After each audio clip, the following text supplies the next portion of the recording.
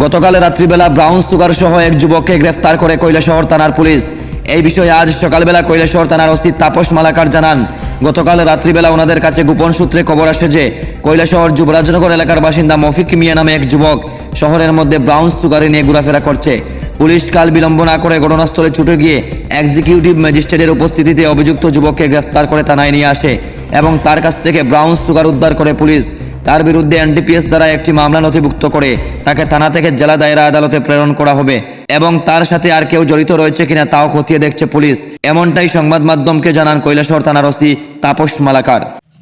গতকাল রাত্রেবেলা আমরা একটা গোপন খবরের ভিত্তিতে একটা এনডিপিএস রেড করি, যার মধ্যে আমরা মফিক নিয়া নামে একজনকে অ্যারেস্ট করি, যার বাড়ি যুবরাজনগর। তার পাশ থেকে সাসপেক্টেড টু ব্রাউন সুগার পাওয়া যায়। তখন আমরা এক্সিকিউটিভ ম্যাজিস্ট্রেট এবং ইন্ডিপেন্ডেন্ট উইটনেসের সামনে আমরা ওইগুলি সিজ করে একটা এনডিপিএস অ্যাক্টে আমরা একটা মামলা গ্রহণ করি এবং ওকে আমরা অ্যারেস্ট করি। অ্যারেস্ট করার পর আজকে সমস্ত প্রসিডিওর কমপ্লিট করে আমরা আজকে ওকে কোর্টে পাঠাবো। মামলাটির নম্বর কত? মামলাটা কৈলাসহর কেস নাম্বার 5/2026। এর সাথে কোনো কি বাইকটাই কিছু আটক করা হবে? না, ওর সাথে আর কিছু নেই। আর বাকিগুলো আমরা দেখছি ওর সঙ্গে কে জড়িত আছে। একাই ছিল একাই ছিল শহরের মধ্যে, না? সব। ঠিক আছে।